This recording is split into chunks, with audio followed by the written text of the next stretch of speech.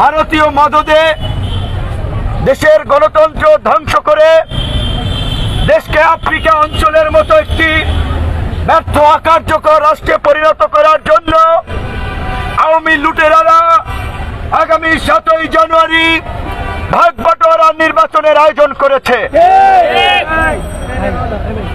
দেশের দেশপ্রেমিক জনগণ, গণতন্ত্রকামী জনগণ এই ভাগ বাটোয়ারা নির্বাচনকে রুখে দিতে জনগণকে এই ভোট বর্জনের আহ্বান জানাচ্ছে।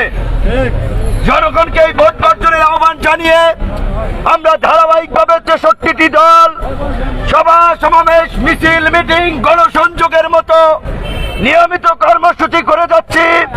তারই অংশ হিসেবে আজকের এই গণমিছিল। আমাদের পরিষ্কার কথা, শেখ হাসিনা এবং তার দোসরদেরকে আমরা স্মরণ করে দিতে চাই। আপনার বাবা বাংলাদেশের অবিসংবাদিত নেতা শেখ মুজিবুর রহমান যখন দেশের জনগণের বিরুদ্ধে গিয়ে গণতন্ত্র হত্যা করার জন্য একদলীয় শাসন বাকশাল চালু করেছিল, এই দেশের জনগণ সেই বাকশাল মেনে নেয় না।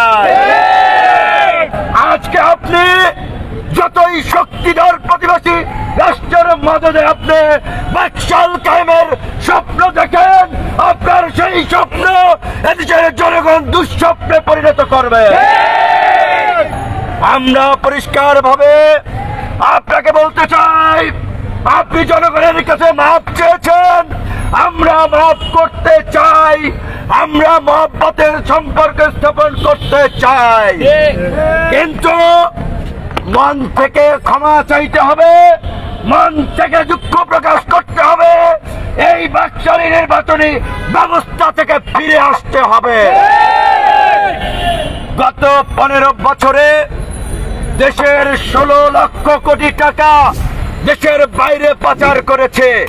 উন্নয়নের গল্প শোনায়, পদ্মা সেতু 10,000 কোটি টাকার পদ্মা সেতু 33,000 কোটি টাকা করেছে এই লুটেরারা।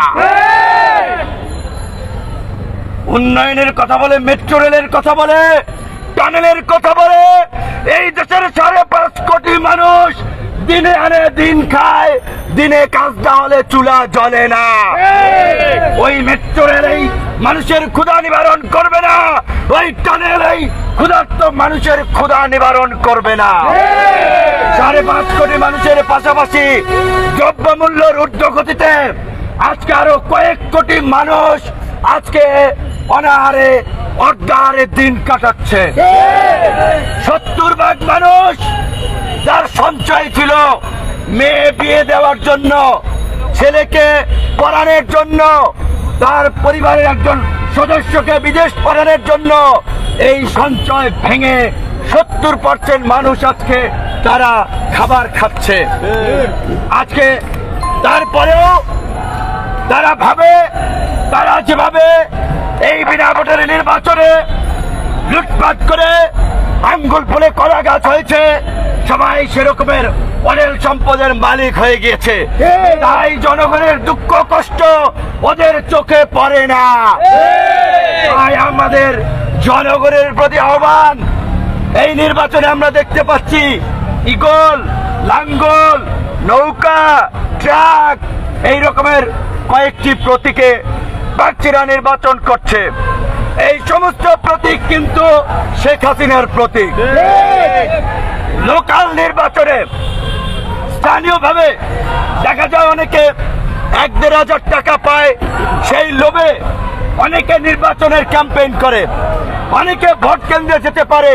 কাজেই এই বক্তব্যের মাধ্যমে সারা দেশের জনগণকে আমরা অনুরোধ করছি, আহ্বান জানাচ্ছি, যারা বক্তব্য শুনছেন, যারা শোনে নাই তাদের কাছেও আমাদের এই বার্তা পৌঁছে দেন, 7 তারিখ যেন কেউ ভোট কেন্দ্রে না যায়। 7 তারিখ যেন মোদির কাছে দেশ বিক্রির নির্বাচনে অংশ না নেয়। এতদিন যা নিয়েছেন, টাকা পয়সা যা দিছে 7 তারিখে আমরা জনগণের প্রতি আহ্বান জানাবো, আপনারা নিজেরাই গণ কারফিউ জারি করে গণ কারফিউ পালন করুন। কারণ এই নির্বাচন কোন রাজনৈতিক দল কিংবা গণ অধিকার পরিষদ শুধুমাত্র আমাদের নয়, এই নির্বাচন দেশ ধ্বংসের নির্বাচন। কাজী দেশকে রক্ষা করা প্রত্যেকটি মানুষের ইমানি দায়িত্ব, নৈতিক দায়িত্ব। কাজে একতরফা নির্বাচনকে বর্জন করে 7 তারিখ গণ কারফিউ পালনে আমরা জনগণের প্রতি আহ্বান জানাচ্ছি। আমরা ভেবেছিলাম বিদেশি চাপে সরকার হয়তো রাজনৈতিক সমঝোতার পথে হাঁটবে, কিন্তু এদের কাছে দেশ এবং জনগণের কোনো মূল্যায়ন নাই। তারা ক্ষমতা থাকাকে মুখ্য করে দেশ ধ্বংস করার জন্য একতরফা নির্বাচনের দিকে এগিয়ে যাচ্ছে। তাই আগামী 6 তারিখ আগামীকালকে সারা দেশে জনগণকে আমরা স্বতঃস্ফূর্তভাবে হরতাল এবং 7 তারিখে জনগণকে স্বতঃস্ফূর্তভাবে আমরা গণ কারফিউ পালন করার জন্য আহ্বান জানাই। ধন্যবাদ। আমাদের মিছিল এখন